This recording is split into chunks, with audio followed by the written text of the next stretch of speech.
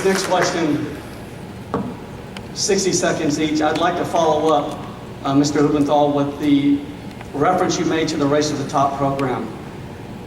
Correct me if I'm wrong, but to fully compete for Race to the Top money, states have to adopt standards common to multiple states, and only one set of standards fully meets that definition, and that's Common Core. Would you agree or disagree with that? In order for states to have competed for the Race to the Top, they had to have college and career ready standards. And there were a number of states that said no to Common Core. And Arizona was one of 6 states in which we took advantage of the fact that they had customization for 15% of the standards. So as long as your standards were sufficient so that a student who achieved that standard could go on to some degree of success in college and career, you could pass. Texas adopted a college and career ready standards. A number of the states went down that path. We are under no obligation whatsoever, no copyright obligation, no statutory obligation, there is no obligation at all. We could take a new set of standards to our state board tomorrow, and they could adopt them, and there would be no penalties whatsoever, financial or whatever, to Arizona. The question is how do we determine what that place is going to be? I've already established we're not going down the science standards process, we're not going down the history standards process of any Common Core, and we are going to do a complete and thorough review of our math and English language arts standards so that we can make recommendations, and all of you, particularly those of you from the education establishment who are doing a great job educating our children, are comfortable with the standards that we adopt as a state. Ms. Douglas? Thank you.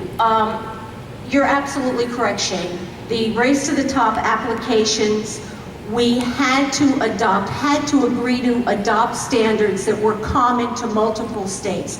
The only standards that met that requirement were the Common Core standards, period. Here's a list of the states who applied for it. Some 47 originally submitted an application. You want to know the really sad part, ladies and gentlemen? Only 19 states were ever given any money for it. And if Mr. Huppenthal can go to the State Board of Ed tomorrow and have that process begun to change these standards, then I ask, why didn't he start doing that 3.5 years ago?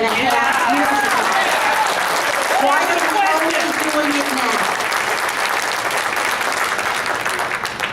now? Well, my opponent is the very best example of why you need to pick the time for when you conduct your fight.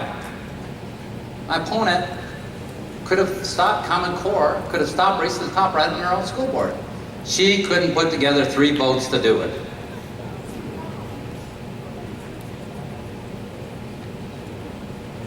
I have an undefeated record when I do my fights. I defeated the federal government over and over again. I defeated them on the waiver. We didn't have to make any concessions on teacher evaluation to get our waiver. That's my record winning. My opponent just lost her vote when she was against Common Core for her school district. She just lost her vote when it was Race to the Top. She can wax poetic out on the campaign trail, but I'm the one who delivers victories.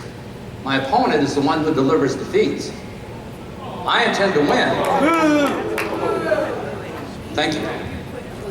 Ms. Douglas, would you like to respond?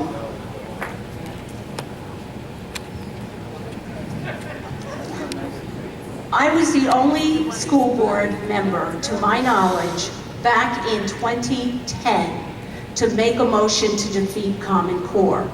Clearly, that our district, the first time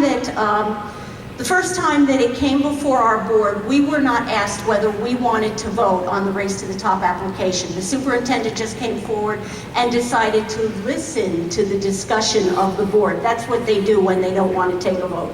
And he heard from 3 very liberal board members that they were fine with taking money from the federal government. 2 of us were very vocally opposed to it. Unfortunately, when May of 2010 came around and we had an opportunity to vote on it, I was right there to make a motion to stop it, that we not participate in the Race to the Top application. Unfortunately, no, we had not had another election at that point in time. That's how you affect change at the local level in your school board. When those people are not doing what you want them to do, you need to get into their face and tell them either we will vote you out of office or we will run against you and get you out of office. But unfortunately, there was an election between 2009 and 2010.